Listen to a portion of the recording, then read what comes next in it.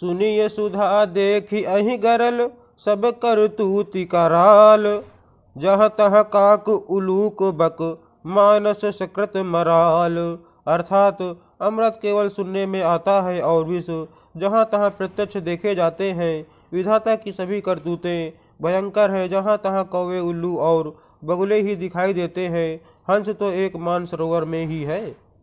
सुनि सोच कह देवी सुमित्रा, विधि गति बड़ी विपरीत विचित्रा। जो सृजि पालई हरई बहोरी, बाल केलि सम विधिमति भोरी। अर्थात यह सुनकर देवी सुमित्रा जी शोक के साथ कहने लगीं, विधाता की चाल बड़ी ही विपरीत और विचित्र है, जो सृष्टि को उत्पन्न करके पालता है और फिर नष्ट कर डालता है। विधाता की बुद्धि बालकों के खेल के समान भोली विवेक शून्य है।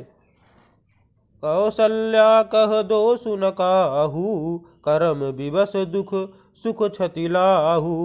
कठिन कर्म गति जान विधाता, जो शुभ अशुभ सकल फल दाता। अर्थात कौशल्या जी ने कहा, किसी का दोष नहीं है। दुख सुख हानि लाभ सब कर्म के अधीन है। कर्म की गति कठिन दुर्विज्ञेय है, उसे विधाता ही जानता है, जो शुभ और अशुभ सभी फलों का देने वाला है। ईश रजाई शीश सब ही के, उत्पत्ति स्थिति लय बिसहु अमी के। देवी मोह बस सोचिय बादी, विधि प्रपंचु अस अचल अनादि। अर्थात ईश्वर की आज्ञा सभी के सिर पर है। उत्पत्ति स्थित पालन और लय, संहार तथा अमृत और विष के भी सिर पर है। ये सब भी उसी के अधीन है। हे देवी, मोहवश सोच करना व्यर्थ है। विधाता का प्रपंच ऐसा ही अचल और अनादि है।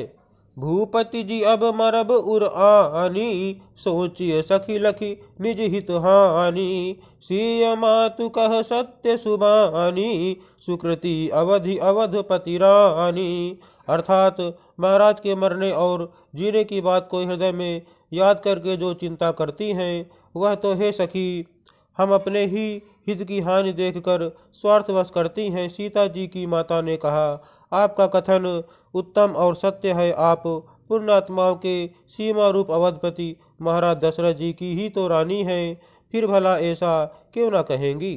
लखनु राम सिय जाहु बन, भल परिणाम न पोचु। गह बरिहिय कह कौशिला, मोहि भरत कर सोचु।